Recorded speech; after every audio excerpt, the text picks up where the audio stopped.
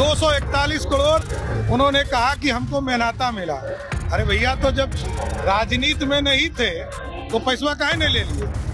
अब राजनीति में आए हो तो हिसाब देना होगा। कि एक आइसक्रीम बेचने वाले का नाम था राकेश, वो आइसक्रीम बेचता था बेचारा, वो है रहने वाला हाजीपुर।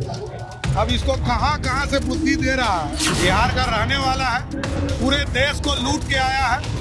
और आप सोचिए, कहता है कि हमको 14 करोड़ रुपया चंदा दिया। क्यों दिया भाई? नमस्कार, आप देखना शुरू कर चुके हैं लाइव सिटीज को। मैं अभिषेक है। प्रशांत किशोर के आरोपों को लेकर बिहार के डिप्टी सीएम सम्राट चौधरी ने अभी बड़ी बात कह दी है और साफ साफ कहा है हिसाब होगा और हिसाब जनता करेगी। मतलब साफ साफ है कि विधानसभा चुनावों में प्रशांत किशोर का हिसाब जनता कर देगी। जिस तरीके से आरोप लगाए गए हैं सम्राट चौधरी पर, उन आरोपों को लेकर शिल्पी गौतम हत्याकांड का भी आरोप प्रशांत किशोर ने लगाया है। ऐसे में उस आरोपों को लेकर बिहार के डिप्टी सीएम सम्राट चौधरी ने क्या कुछ कहा है, पहले आप वो सुन लीजिए। बिहार का बर्बादी के जिम्मेदार आप हैं। बिहार का बर्बादी का जिम्मेदार आप हैं। पूरा बिहार और पूरा देश जानता है कि बिहार को किसी ने बर्बाद किया तो एक लौता नाम है, उसका नाम है लालू प्रसाद। और कांग्रेस पार्टी और लालू प्रसाद जी ने पूरे बिहार को लगभग 60 वर्षों तक बिहार को लूटने का काम किया। बिहार की जनता 2025 के चुनाव में जवाब देगी।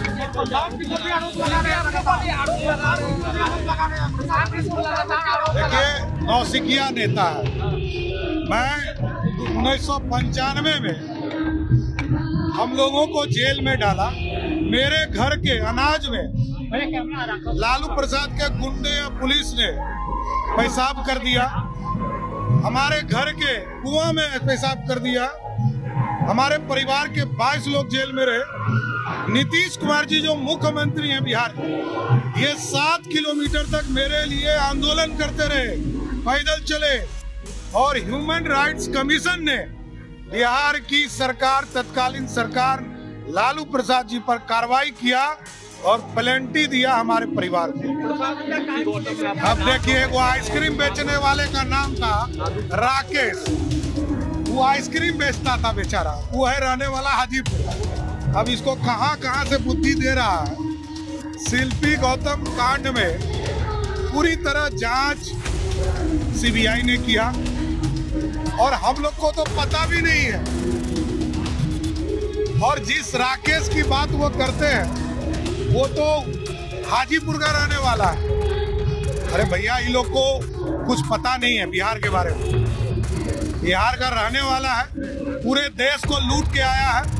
और आप सोचिए, कहता है कि हमको 14 करोड़ रुपया चंदा दिया। क्यों दिया भाई? कल तक तुमको तुम्हारा मेहनताना में नहीं मिला था। 241 करोड़ उन्होंने कहा कि हमको मेहनता मिला।